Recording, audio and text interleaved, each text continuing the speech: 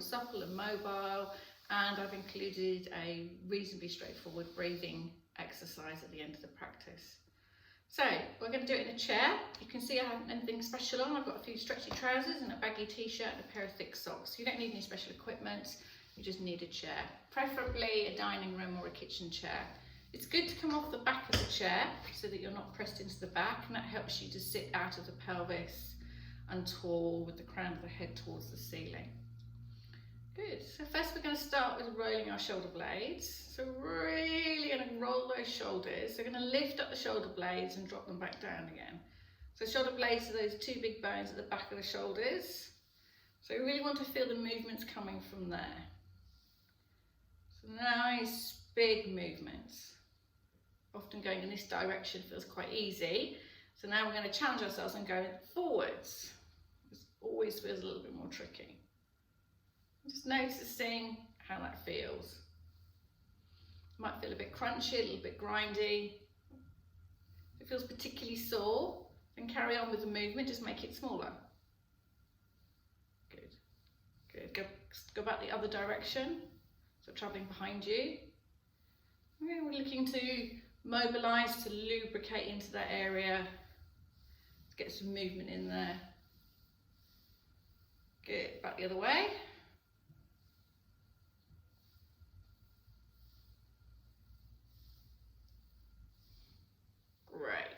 Okay, now we take our fingertips onto the shoulders. We're going to have the elbows nice and wide, and we're going to do the same action again.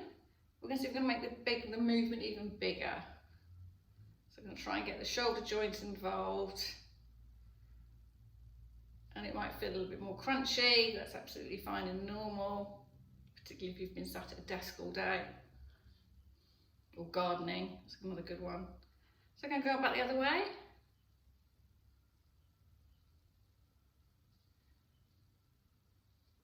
Keeping the arms reasonably high and the elbows and chest open. Good. So I'm going to take the elbows wide, and then we're going to bring them to centre. I'm going to take them wide again. And I'm going to bring them to centre. If you can only get to here, that's absolutely fine. We're going to do this a few times, and the more we do this, the more you'll find that you'll become more supple in that area, and the joints and the muscles will start to become a little bit more mobile. Keep it going, as always with the intention of trying to get the elbows to touch. So this is opening up the back of the ribs. Good. Okay, couple more. Nice and wide, one more, and then we're just going to relax. Good. So we're going to take our wrists, we're going to roll through our wrists, not something you often think about doing. And then we'll change direction. It's quite good to do these exercises sort of 3-4 times before you change direction, and to do them at least twice, if not 3 times. Often find the first time the brain's not really getting what you're trying to do, and it takes 2 goes for you to feel the difference. Good. Give the fingers a wiggle, and then take the thumb to the little finger, thumb to the ring finger, middle finger and index finger. And again, so we're going to push the thumb into the little finger and the little finger into the thumb. Keep pushing. So I'm on my ring finger, middle finger, index finger. Good. And just give it a good shake out. A really good, strong shake. Good. I'm going to do the same on the other side. So I'm going to roll through the wrists. This can be quite helpful if you've got things like carpal tunnel syndrome or arthritis in the fingers and wrists. Or if, like me, you keep falling over in the slippery weather. I have a habit of landing on my right wrist. Good. So remembering we're going 2-3 times and 4-5 times, and then we change direction. Nice big circles. You really want to feel the movements coming from the wrist. If it's particularly painful, then make the circle less large, make it smaller. Around the other way. Good. Then we're going to do the thumb to fingers again. So thumb to little finger, thumb to ring finger, thumb to middle finger, thumb to index finger, and again, thumb to ring to little finger. Pushing the two together and to the ring finger, middle finger and index finger. Give it a good shake out. Just get the blood flowing into that area. Good. And then we're going to do some side stretches. So we're going to take our hand onto the side of the chair or wherever you can reach. Bring the arm up. Now we don't want to lift the top of the shoulder towards the ear. So you're just going to lift the arm up as high as you can before the top of the shoulder takes over. And then we're going to reach over. So we're opening up the side ribs. Coming back to centre. Reaching up and over. Keeping the bum firmly in the chair.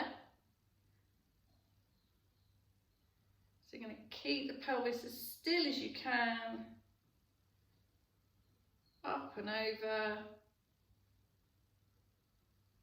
If you want to do this with the breath, you exhale over, inhale down.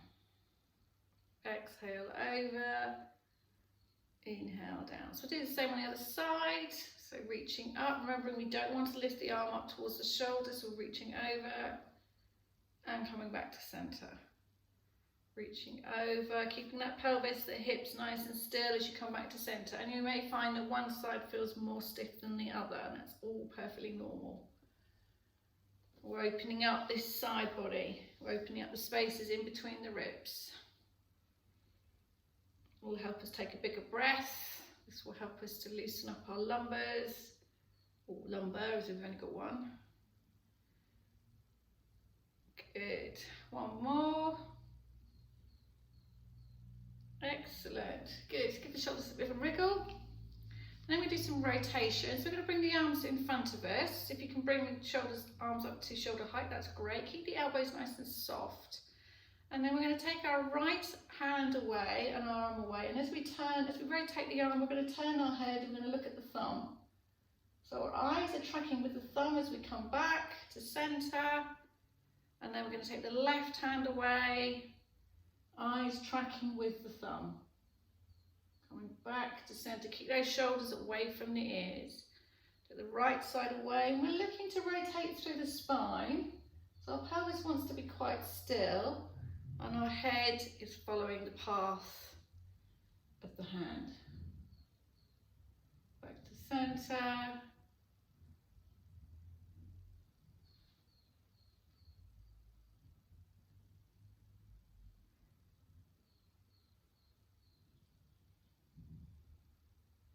Good. Okay, give the shoulders a bit of a wriggle and a waggle. I'm going to take the hand to the seat of the chair or behind the chair, it's wherever you can comfortably reach. And then we're going to take the body over and the neck. So we're going to keep the chin off the chest, taking the head over, the body over, and we're going to feel a nice stretch down the side of the neck. If you're not feeling, you may need to move the position of the hand. Good. So just leaning over, feeling that stretch down the side, and then carefully coming back up again, swapping hands, going to the other side. So shoulders are leaning over, head's leaning over, or the neck's leaning over, and we're opening up the side. You may even feel it down the arm, that's perfectly normal. You may just feel it in the neck, and that's perfectly normal too. And then coming back up, and then going across, taking the head over. The crown of the head is still going up towards the ceiling. Really relieving these scalenes.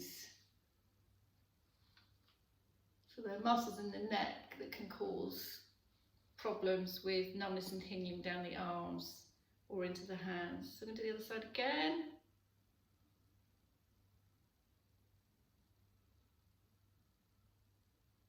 Good. Back to centre, roll the shoulders. Good.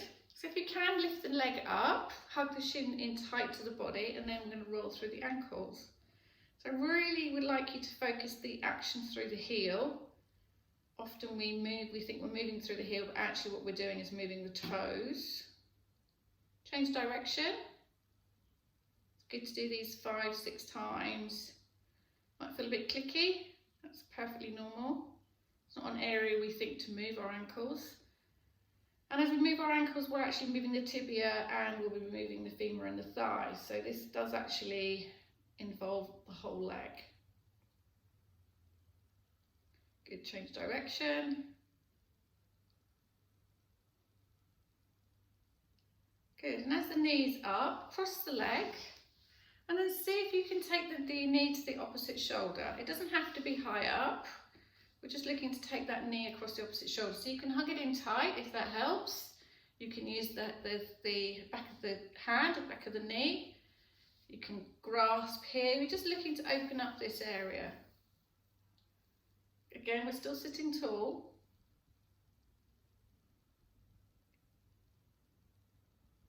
Good. And then we're going to place it on the floor, and then we're going to do that again. So if you struggled with it before, you might find the second time around it's easier. So knee, we're pulling this knee up towards the opposite shoulder. See if you can soften in and around the hip, the buttocks and the hamstrings. Good, place that foot on the floor, we'll do the other side. Taking the knee up to the opposite shoulder. Trying not to let the foot that's on the floor, we don't want this knee to roll in, so we want it to stay in that 90-degree position. Softening through the buttocks, through the hamstrings, placing the foot on the floor, and then we're going to do that again. And then you might find you've got just a little bit more mobility in that area.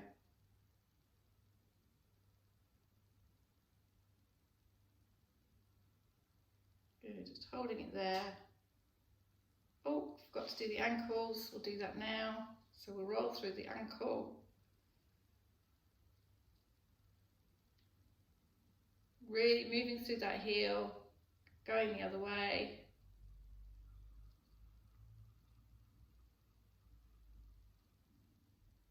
And again, so repeating that first direction. And then back the other way. Good. Okay, now we're just going to shuffle forward of the chair. We're going to take our legs out straight, and then I'm just one leg, and I'm bending forward at my hip crease, coming down in between the legs, feeling a bit of a stretch down the back of the leg, and then I'm going to come back up again. So I'm not looking to hold this one, I'm looking to make this a bit more active. So I'm going to slide the foot away, got one knee bent, bending forward at the hip crease rather than the lumbar, and we're just working through our lower back and the back of the leg, and we're coming back up again, bringing the foot to the floor, straightening away, bending at the groin crease. The eyes are going to be looking at the floor, and on the third time you should find that you're going down a little bit more easily. Come back up, nice and gentle, nice and slowly, coming down. Chest is coming in between the legs. Good. And then come back up again. We'll do the other side. So we'll slide the other leg away. We're always bending from here, from the groin crease. This is in fact where our hips are. And you'll probably find that one side feels a little bit easier than the other. Foot back, slide away. Keeping the back nice and long. So we're trying not to arch through the shoulders. We don't have an intention of trying to get our chest down to our thighs. We have an intention of trying to mobilise the lumbar, the leg, the hip. So we're trying to oil, lubricate into this area. So we want to maintain healthy movement in our lumbar, in our pelvis, and into our hips. So don't be surprised if it's not even on both sides. That often is the case. One side will feel easier than the other, and if you've got the time, it might be quite nice to go back and do the side that felt more stiff. And then just gently open and close the legs.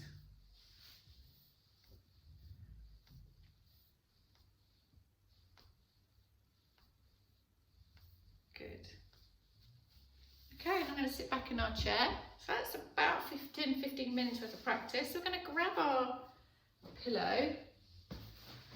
It's quite nice to make sure that at this point your feet are flat on the floor. If they can't, if they don't reach, or you feel they're just a bit lifted, then pop a cushion underneath your feet. It's now a good time to check that your feet and you are warm. Pillow just brings the thighs up to you so you can rotate the hands to the the palms are facing the ceiling. We're going to lean back into the chair. We're going to soften our shoulders. So I'm going to do 5 minutes of a breathing exercise. It's called box breathing. So I'd like you to imagine a box that's got 4 sides to it. And on one side of the box, you're going to inhale. Then you're going to hold that inhale. Then you will exhale. And then you'll hold the exhale, hence the 4 sides. I'll start off with a count of 4, so I will count you through. If this is a practice that you usually do, you may have a practice of counting 5 or 6. It's good to have the count the same on all 4 sides. So if you start with the count inhale of 5, then the hold should be 5, the exhale should 5, and should hold. So everything's always the same. If you struggle with 4, then reduce it down to 3. So just taking a big breath in through the nose, and letting it all go as an exhale through the nose. Good, and then we'll take an inhale, 2, 3, 4, hold, 2, 3, 4, exhale, 2, 3, 4, hold, 2, 3, 4, inhale, 2, 3, 4, hold, 2, 3, 4,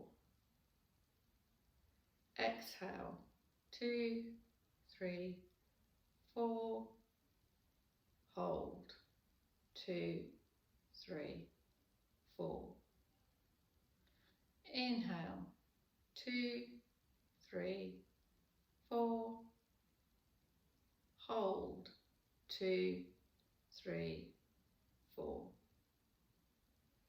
exhale, 2, 3, 4,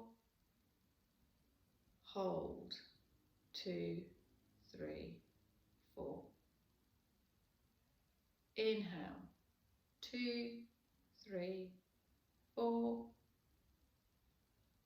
hold, 2, 3, 4, exhale, 2, 3, 4, hold, 2, 3, 4, inhale, 2, 3, 4, hold, 2, 3, 4, exhale, 2, 3, 4, hold, 2, 3, 4, inhale, 2, 3, 4, hold, 2, 3, 4, exhale, 2, 3, 4, hold, 2, 3, 4, inhale, 2, 3, 4, hold, 2, 3, 4, exhale, 2, 3, 4, hold, 2, 3, 4. One more round. Inhale, 2, 3, 4, hold, 2, 3, 4. Exhale, 2, 3, 4, hold, 2, 3, 4. Keeping the eyes closed, just take your own regular inhale. And exhale through the nose. And again, inhaling through the nose. And exhale, have a yawn, stretch, let the breath go and open the eyes. Good, I hope you enjoyed that practice. If you've got any questions, you can email me at info@completebalance.co.uk. I look forward forward to hearing or speaking to you if you've got any comments. Thanks a lot. Bye.